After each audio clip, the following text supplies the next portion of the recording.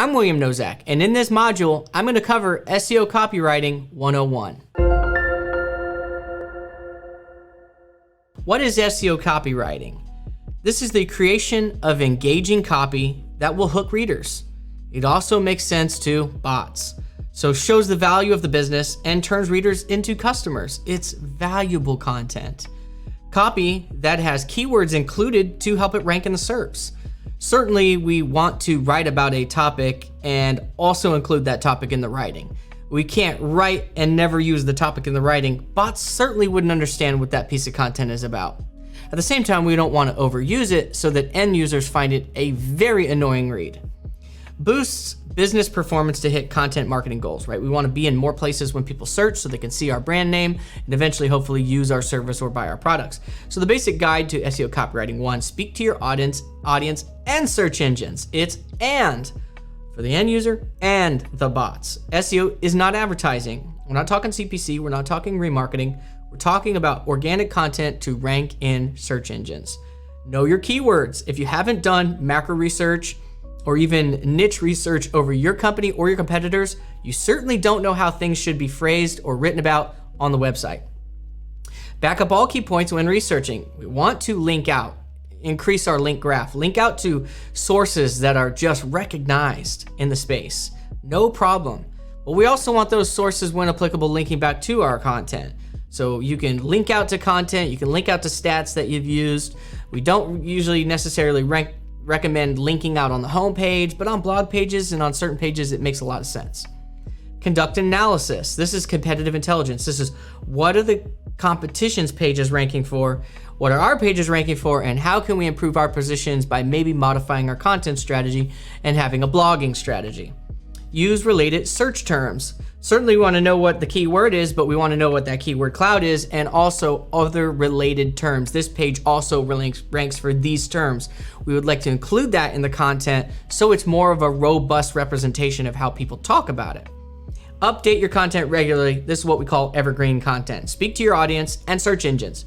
So balance content creation with ensuring Google can easily crawl and rank the page. We want to write authentic content that delivers value to the end users. This is high quality, relevant links to authoritative sources, to other pieces of content on our site, hopefully. And so we want to keep content concise and in scope. So if we have a page covering one thing, we might have another page that's covering something similar, but doesn't necessarily belong on this page. And then the desired hope is that we're attracting sales, obviously, and increasing sales. But first, we need to make good quality content that people actually visit the site, learn about our business, have heard of us, can connect our content to our product or services, eventually comes to trust and like us and buys from us. So it's not SEO is not advertising, right? So it's not that CPC section in the top of Google. It's not the local SEO snack pack or the map. It's not necessarily. It is social medias, because social medias can rank in search engines. And if you look at your social medias, those are also mini search engines. They're the YouTube's a search engine. All these social medias they act like search engines. So being able to rank within those engines makes sense. We want to produce what type of content makes sense inside those little areas where people are looking for things. And so really here we're mostly focusing in the Google SERP. Of course, Bing, Yahoo, DuckDuckGo, they all matter. But being able to have content below the ad sections, the local section, and then down here's that organic content. That's really where our SEO efforts are really going to give us the most benefit. Not referencing local SEO, referencing content. So utilize SEO smartly throughout content. And this is going to help our pages rank better from a content perspective. Of course, we still need that authority perspective, having links linking back to the content. You can have the best content, but if there's mediocre content with a lot of links, it's going to be very hard to have your great content outrank it. It is a mix. There is a lot of levers to ranking. Certainly, we want to get the content right.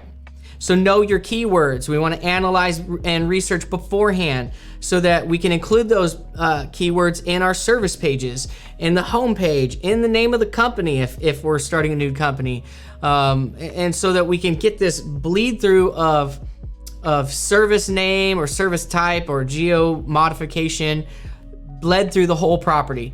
So along with knowing the keyword cloud, and then the words that that keyword also ranks for, or those pages that rank for that page also rank for, would be synonyms. If I want to talk about golf clubs, I want to use the word 9-irons, sticks, clubs, anything that a typical golfer might use. Those are called synonyms. We want to include those words in that post so that Google really knows, oh wow, this is a good solid piece. IVF terms, people have gone away from it. We still try to encourage using infrequent words. Whenever there's like an infrequent word that's used every now and then in a post about things that you're talking about, I like to use those terms. I like to throw them in there as like just a little bit of seasoning to the post. So, and then semantics. We want to use the semantics in the space. Synonyms, semantics. How do people typically write about that? We want to write like other professionals write. Now remember, it's not just a single page and a single keyword. It could be a long tail keyword, 3 or more words. It's usually going to be 1 to 3 main keywords that we're trying to rank for. We might call that a little cloud. And then from there, we're going to get a larger cloud from, say, like BuzzSumo or Answer the Public. And we want to figure out what's in scope of those 1 to 3 keywords, including the keyword cloud, the keywords it also ranks for, using the semantics, using synonyms, and making a really robust, great piece of content. And then adding additional pages as are needed, which they will always be needed. Back up all key points when researching. So Google assesses the search intent of each keyword. Bots, algorithms are really good at understanding intent, and that's why you have to be cautious not trying to write your content to match up against those queries.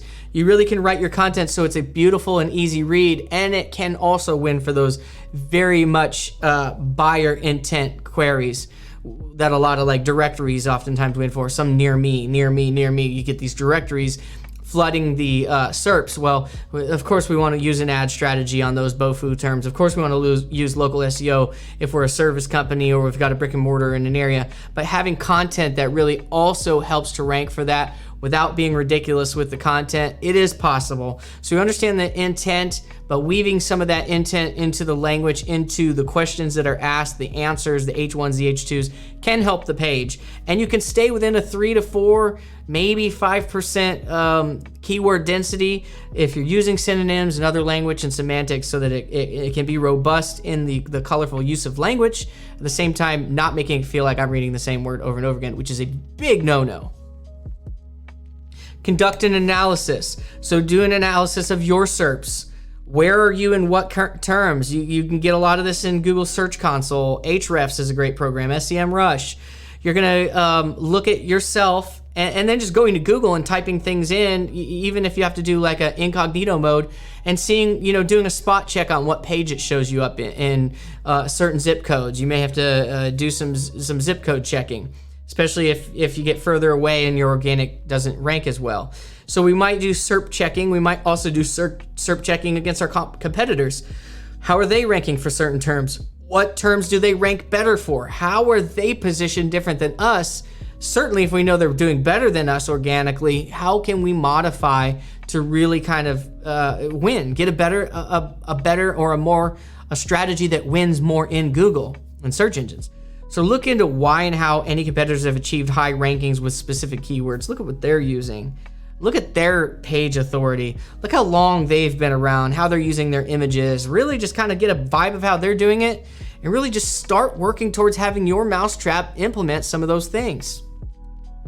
Use related search terms. So we're gonna get this keyword cloud, this 1 or 3 keywords, and then we're gonna get this keyword range that's applicable to that page, that we might talk about those things. We might pull up Answer the Public and look at some who, what, where, when, why, and some FAQs. But then we're also gonna say, okay, so this page also ranks for this term, which feels like it should be its own page. But when we look at those stats, we see, okay, no, it should not be its own page. It should just be, that language should be weaved into that page to give us more opportunity to rank for that. So always look at your related search terms this page also ranks for, so that we don't create 2 unnecessary pages when it truly should be 1. Update your content regularly. This is what we call evergreen. We've got all the slugs, all right? So we've been doing SEO for 3, 4, 5, 6, 7 years, 10 years.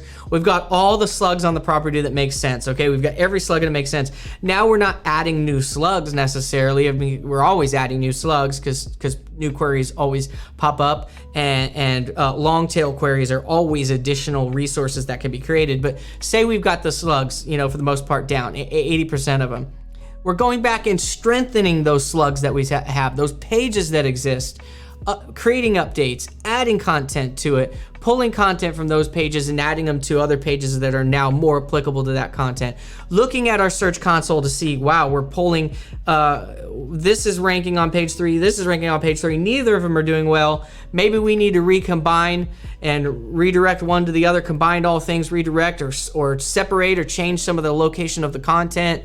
We're using that to give us feedback on how it ranks, how well it's doing, to create the best resource so we can get up to page 1, get up to page 3 in organic, position 3, get up to position 1 in organic. This takes time. It's a process. It's looking at how the content's doing against keyword queries, against those queries in the SERPs, and then making modifications, additions, changes, etc.